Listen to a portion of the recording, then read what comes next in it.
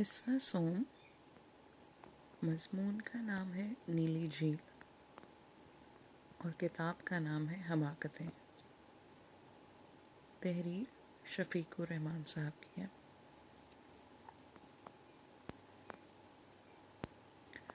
ان دنوں روفی اور میں اوپر کے کمرے میں رہتے تھے، کیونکہ روفی کا خیال تھا کہ سطح سمندر سے زیادہ بلندی کی وجہ سے اس کی آب و ہوا بہتر ہے۔ ٹیوشن شروع ہو گئی۔ دن بھر اسکول میں رہتے، شام کو ماسٹر صاحب تشریف لاتے جو چلتے وقت فالتو کام دے جاتے، جس کے لیے دیر تک جاگنا پڑتا۔ بعض اوقات روفی کے ابا ہمیں سیر پر لے جاتے اور رستے بھر انواع و اقسام کی ہدایتیں ملتیں۔ یہ کرو، یہ مت کرو، اگر یوں کرو تو یوں ضرور کرو، اور اگر یوں نہیں کرتے تو یوں بھی مت کرو۔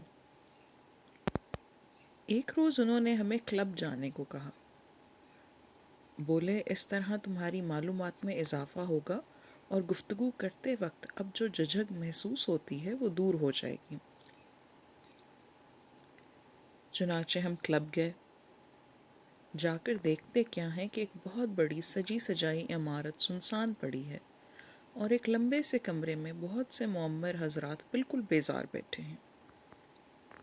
ہم ایک کونے میں چوروں کی طرح کھڑے تھے کہ انجینئر صاحب نے بلایا اور پاس بٹھا لیا۔ کچھ دیر خاموشی رہی، پھر انہوں نے کہا، بھئی لڑکوں، کچھ بات چیت کرو۔ میں نے روفی کی طرف دیکھا، انہوں نے میری طرف اشارہ کیا۔ میں نے گلا صاف کیا اور سوچنے لگا کہ کیا کہوں۔ چند روز پہلے ہم نے سنا تھا کہ شاہ امان اللہ خان نے تخت چھوڑ دیا ہے۔ چلو اسی سے گفتگو شروع کرتے ہیں۔ وہ سنا آپ نے، امان اللہ خان نے تخت چھوڑ دیا؟ اچھا، کب؟ انجینئر صاحب نے پوچھا۔ کچھ دن ہوئے۔ ان کی بغل میں جو صاحب بیٹھے تھے بولے، کس نے تخت چھوڑ دیا؟ جی امان اللہ خان نے۔ اوفو، کہہ کر وہ خاموش ہو گئے۔ کیا ہوا؟ کون تھا؟ ایک صاحب جو ان کے بالکل قریب بیٹھے تھے کہنے لگے، جی امان اللہ خان نے تخت چھوڑ دیا۔ اوہ۔ ان کے سامنے بیٹھے ہوئے صاحب کچھ دیر کے بعد چونک کر بولے، یہ کن صاحب کا ذکر ہو رہا ہے؟ جی امان اللہ خان کا۔ انہیں کیا ہوا؟ انہوں نے تخت چھوڑ دیا۔ اچھا، بھئی اکیلے ہی اکیلے کیا باتیں ہو رہی ہیں، ہمیں بھی تو بتاؤ، ایک طرف سے آواز آئی۔ جی امان اللہ خان نے تخت چھوڑ دیا۔ اوفو، بڑا افسوس ہوا۔ کون تھے وہ؟ جی بادشاہ تھے۔ کہاں کے؟ افغانستان کے۔ اچھا۔ میرے داہنے ہاتھ بیٹھے ہوئے صاحب یکلخت اچھل پڑے۔ کیا کسی نے تخت چھوڑ دیا؟ جی ہاں۔ کس نے؟ امان اللہ خان نے۔ اوہ، امان اللہ خان نے۔ کچھ دیر خاموشی رہی، پھر سامنے کے صوفے پر ایک صاحب ہڑبڑا کر اٹھے۔ یہ کوئی کسی کے کچھ چھوڑ دینے کا ذکر کر رہا تھا، کیا ہوا؟ جی امان اللہ خان نے تخت چھوڑ دیا۔ ارے! غرضیہ اسی طرح باری باری ہر شخص نے پوچھا کہ کیا ہوا، اور مجھے کوئی 50 مرتبہ بتانا پڑا کہ امان اللہ خان نے تخت چھوڑ دیا۔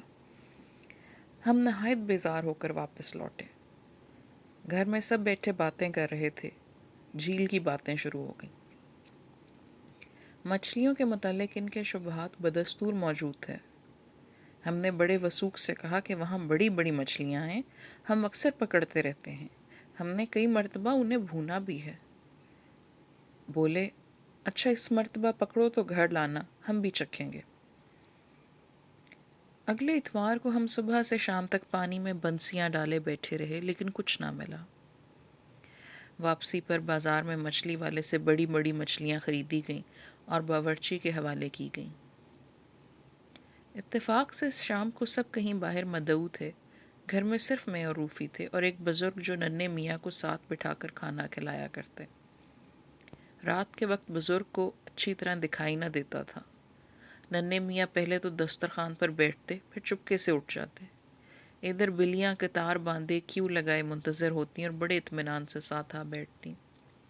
وہ یہی سمجھتے کہ ننھے میاں ساتھ بیٹھے ہیں، چنانچہ وہ بار بار بلیوں سے کہتے، برخوردار بھوکے مت رہنا۔ چیزیں اٹھا اٹھا کر ان کے سامنے رکھتے۔ یہ چکھو برخوردار، یہ بھی کھاؤ برخوردار۔ ادھر بلیاں بڑے سکون سے کھاتی۔ چنانچہ ہماری خریدی ہوئی مچھلیاں اس رات بلیوں نے کھائیں۔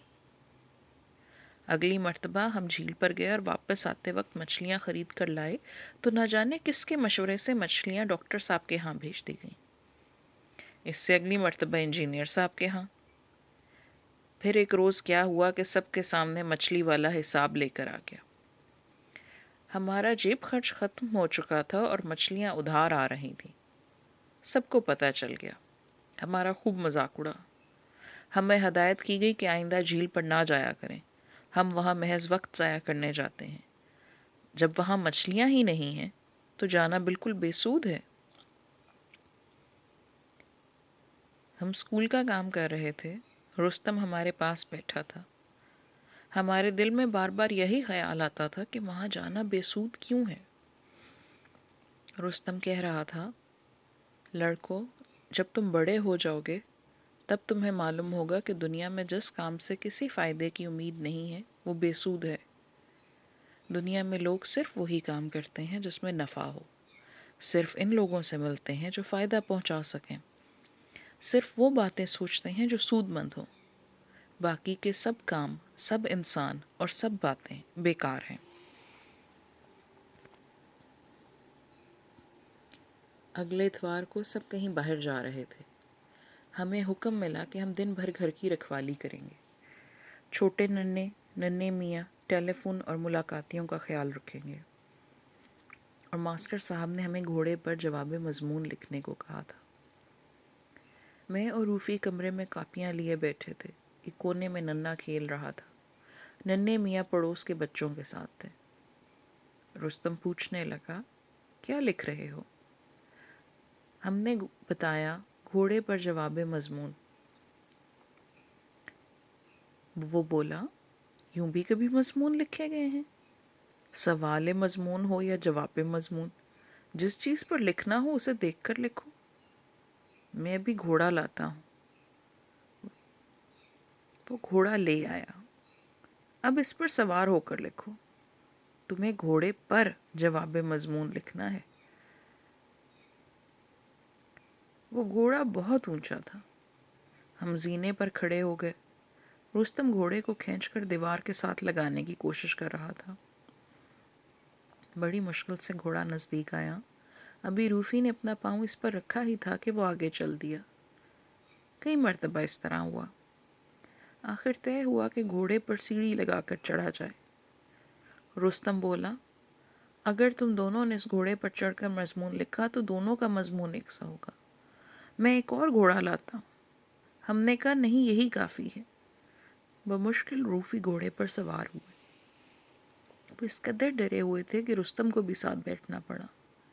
میں نے انکار کر دیا۔ دیکھتے دیکھتے گھوڑا بدک کر سرپٹ بھاگا۔ رستم نے 4 یا 5 نہایت اعلیٰ درجے کی نفیس کلا بازیاں کھائیں اور روفی نے کسی کوہنا مشق نٹ کی طرح تماشا دکھایا۔ کپڑے جھاڑتے ہوئے روفی رستم سے بولے، گھوڑے پر ان دونوں سواریوں کا شکریہ۔ 2 سواریاں کیسی؟ میری پہلی اور آخری سواری۔ باورچی کو کہا گیا تھا کہ وہ ننھے کا خیال رکھے، چنانچہ وہ ہر 10-15 منٹ کے بعد باورچی خانے کی کھڑکی سے سر نکال کر ننھے کی طرف دیکھے بغیر چلاتا تھا، ننھے یوں مت کرو، خبردار ننھے جو یہ کیا تو۔ پھر یکا یک ننھے کے رونے کی آواز آئی۔ ہم بھاگے بھاگے پہنچے۔ ننھے کو چوٹ کیوں کر لگی؟ ہم نے باورچی سے پوچھا۔ وہ سامنے سیڑھیاں دیکھی ہیں آپ نے؟ ہاں، بس وہ ننھے نے نہیں دیکھی۔ ہم نے اسے چپ کرانے کے لیے بتھیرے جتن کیے، آخر رستم نے مشورہ دیا کہ اسے گائے کا دودھ پلایا جائے۔ باورچی دودھ لایا۔ ہم نے اس سے پوچھا یہ تازہ تو ہے نا؟ تازہ؟ چند گھنٹے پہلے یہ سبز گھاس تھا، اس نے فوراً جواب دیا۔ ننے نے چکھا لیکن پینے سے انکار کر دیا۔ معلوم ہوا کہ دودھ پھیکا تھا۔ باورچی سے شکر میں لانے کو کہا گیا۔ اس نے گھر چھان مارا لیکن شکر نہ ملی۔ رستم نے کہا ابھی صبح 5 سیر شکر آئی تھی، باورچی خانے میں نے خود دیکھی تھی۔ باورچی مسکرایا اور بولا اوف، مجھے یاد آیا۔ اندر گیا، خالی ہاتھ لوٹا۔ وہاں تو نہیں ملی۔ تو پھر کہاں گئی؟ کسی کتے بلی نے کھا لی ہوگی، وہ بولا۔ اندر جا کر دیکھتے ہیں تو ایک بالکل چھوٹا سا کتا خواب خرگوش سے لطف اندوز ہو رہا ہے۔ اسے جگانے سے پہلے میں نے پوچھا کیا کتے شکر کھاتے ہیں؟ اور کتوں کا تو مجھے نہیں پتا، یہ کتا بے حد چٹورا ہے، میٹھی چیز تو یہ کبھی چھوڑتا ہی نہیں، ضرور اسی نے شکر کھائی ہے، اسے تول کر دیکھ لیجئے۔